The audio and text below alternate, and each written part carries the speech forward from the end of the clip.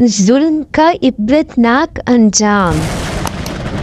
उस शख्स को उसके किए हुए जुल्म की ये सज़ा मिली कि उसे अपने जिस्म के अज़ा कटवाने पड़े। इबरतनाक वाक़या है ये। एक शख्स पुकार पुकार कर कह रहा था, जो शख्स मुझे देखे किसी पर जुल्म ना करे। एक शख्स ने उसकी पुकार सुनकर पूछा, ऐ शख्स, तेरी क्या कहानी है? उसने अपनी ये कहानी सुनाई। मैं एक सिपाही था। एक दिन साहिल पर आया। मैंने एक शिकारी को देखा। उसने एक मछली पकड़ी। मैंने उससे कहा, ये मछली मुझे दे दो। उसने इनकार किया। मैंने कहा, ये मेरे हाथ फरोख्त कर दो। उसने इससे भी इनकार किया। मैंने उसके सर पर एक कोड़ा मारा और मछली उससे छीन ली। मछली को हाथ में लटकाते घर की तरफ चल पड़ा।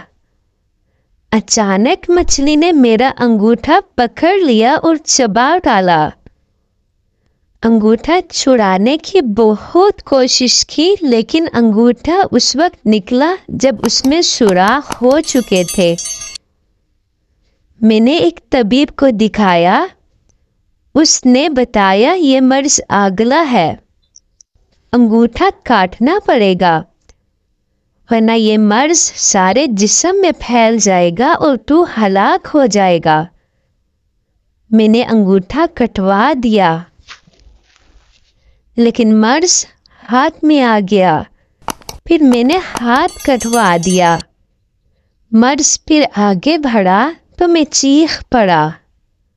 वहशत के अंदाज में भाग निकला। जंगल में एक दरख्त के नीचे मुझे नींद आ गई। किसी ने ख्वाब में कहा, अब तू अपने अज़ा एक एक करके कटवाएगा, जिसका हक छीना है लौटा दे। उस वक्त मुझे वो मछली याद आई। मैं फौरन साहिल पर पहुंचा। शिकारी वहां मौजूद था। उसे अपना हाल बताया, उससे माफ़ी मांगी। मेरा हाल देखकर उसने कहा, मैंने तुझे माफ़ किया। उसके ये कहते ही मेरे हाथ के कीड़े गिरने लगे। मैंने उससे पूछा, आपने बद्दुआ की थी? इतना तो बता दे। उसने बताया, मैंने कहा था, ऐ अल्लाह, तूने ही उसे और मुझे पैदा किया है। उसे मुझसे कवि बनाया है और मुझे कमज़ोर। उसने मुझ पर जुल्म किया।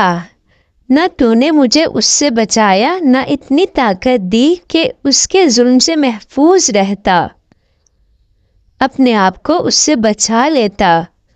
मैं तुझसे तेरी इस कुदरत के वसीले से सवाल करता हूँ, जिससे तूने उसे कवि किया और मुझे कमज़ोर बनाया।